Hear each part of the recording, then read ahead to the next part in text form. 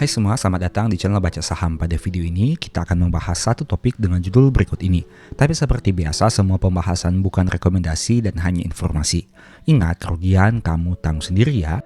Pada video ini, kita akan membahas satu saham yang biasanya bagi dividen 4 kali dalam 1 tahun. Dan per video ini dibuat, perusahaan memiliki cum date pada tanggal 6 Agustus tahun 2026. Cukup jarang saham yang membagikan dividen di atas 3 kali dalam 1 tahun. Dan saham ini merupakan salah satu saham yang cukup menarik dari sisi pembagian frekuensi dividennya. Karena biasanya bagi dividen 4 kali dalam 1 tahun. Oke, saham yang kita bahas adalah saham SMSM.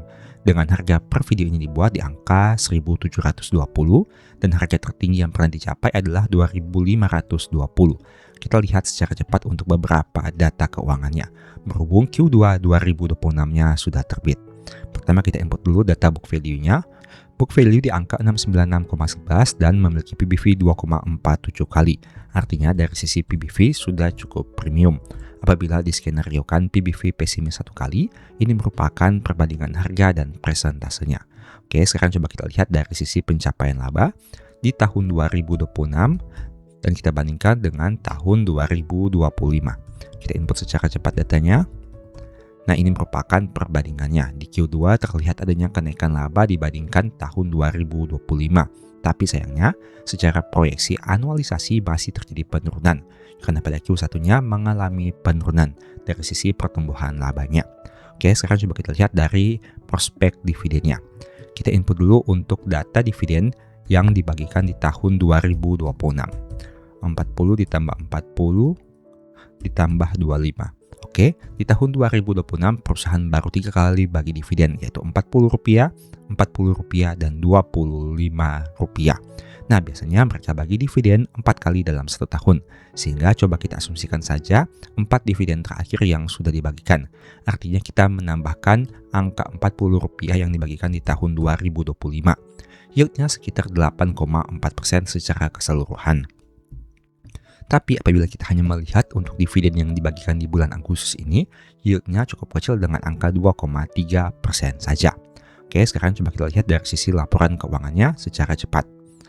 Kita buka dulu data laporan keuangan PT Slamet Sempurna per 30 Juni tahun 2026.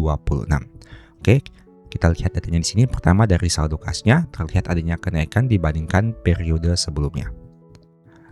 Naik sekitar 14,72%. Komponen terbesar di aset perusahaan bisa kita lihat di sini ada beberapa komponen yang mirip seperti persediaan, aset tetap, piutang usaha pihak ketiga, dan saldo kasnya itu sendiri. Tapi secara nominal yang terbesar masih saldo persediaan. Terjadi kenaikan dibandingkan periode sebelumnya. Naik cukup signifikan sekitar 29,76%. Sekarang kita bandingkan dengan liabilitasnya. Liabilitas jangka pendek mengalami kenaikan. Liabilitas jangka panjang mengalami penurunan. Nah, jika kita bandingkan, total liabilitasnya sekitar 1,18 dibandingkan saldo kasnya 1,23, artinya perusahaan ini memiliki saldo kas yang masih lebih tinggi alias masih mampu mengcover seluruh liabilitas jangka pendek maupun jangka panjang yang perusahaan ini miliki. Sekarang kita lihat dari sisi ekuitasnya. Kita buka data ekuitas setelah saldo labanya.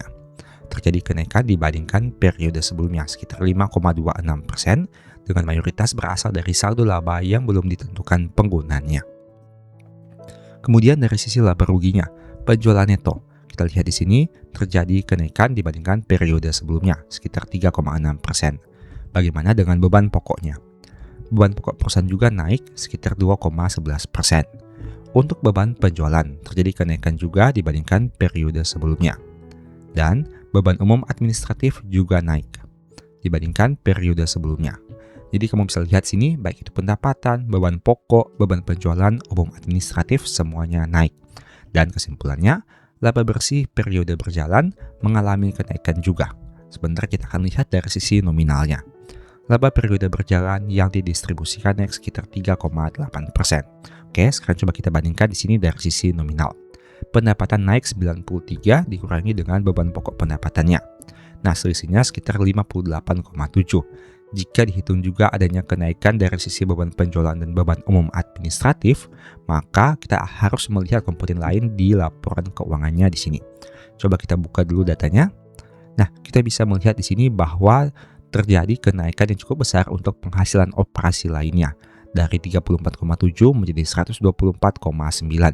Tapi di sisi yang lain ada juga kenaikan dari beban operasi lainnya dari minus 2,6 menjadi minus 68,10. Dua hal ini juga yang mempengaruhi untuk pencapaian laba perusahaan.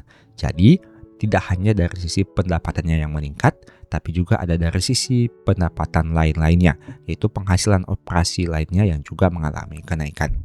Nah, menurut kamu dengan kondisi ini apakah saham SMSM menarik? Silahkan pertimbangkan secara mandiri.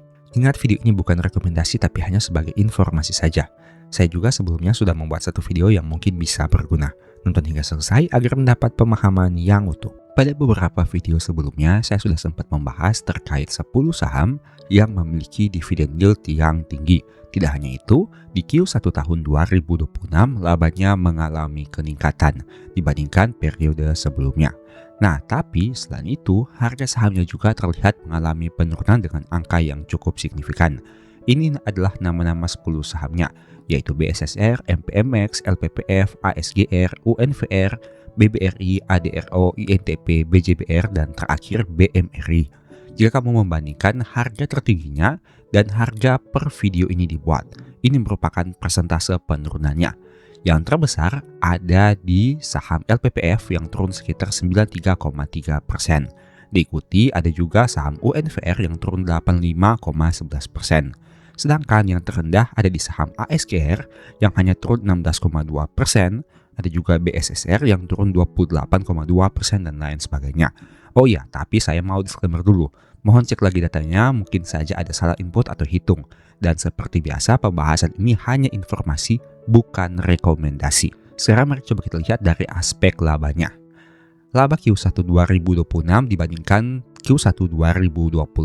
Ini merupakan presentasenya. Bisa kamu lihat, semua saham ini mengalami kenaikan laba dibandingkan periode sebelumnya. Yang artinya jika dividennya konsisten stabil dengan payout ratio yang tetap, maka ada harapan di tahun depan angka dividennya bisa bertumbuh dari sisi dividen per share. Tapi kembali lagi, itu hanya sebagai prediksi saja. Kita perlu menunggu hasil keputusan ROPS agar supaya mendapatkan data yang pasti. Tapi setidaknya dengan data ini kamu bisa melihat 10 saham ini memiliki pertumbuhan laba dibandingkan Q1 2025. Memang ada yang hanya tumbuh tipis seperti INTP 1,9, PJBR 3,02, ada juga MPMX dan LPPF yang hanya tumbuh sekitar 7% dan lain sebagainya.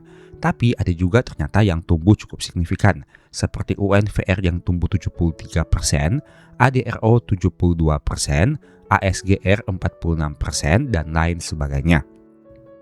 Tapi saya mau tekankan dulu di sini, ini hanya data labanya. Kamu perlu tahu kenapa labanya bisa tumbuh. Apakah karena pendapatannya naik? Apakah karena beban operasionalnya berkurang?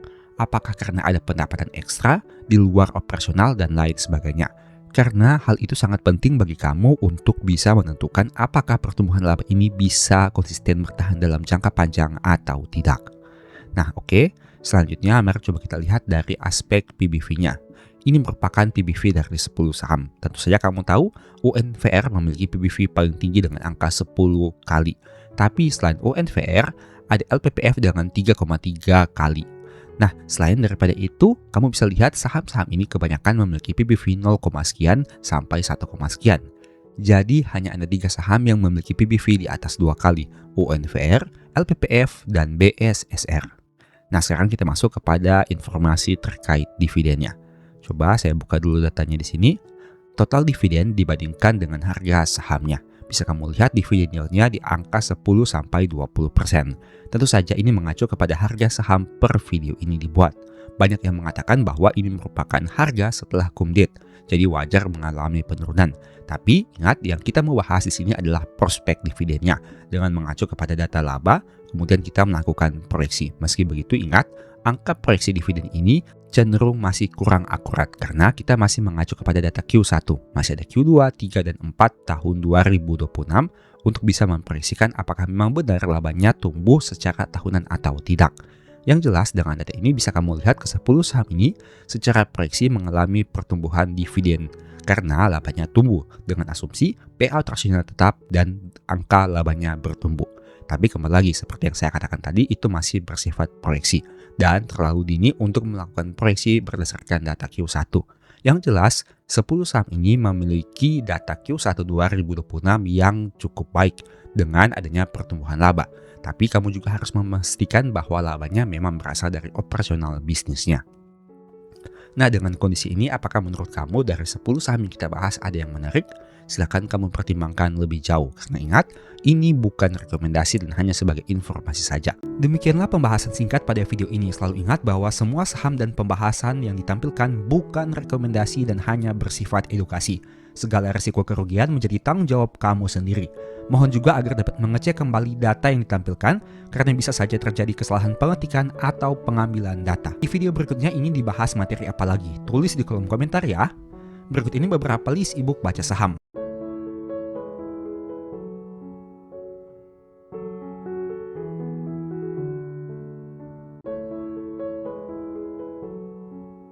Info pembelian silahkan chat saja pada nomor WA yang tercantum pada video kali ini. Sebagai informasi, kamu bisa support channel ini dengan cara melakukan pembelian produk apa saja di Shopee menggunakan link yang diklik pada video ini. Produknya bebas. Thank you.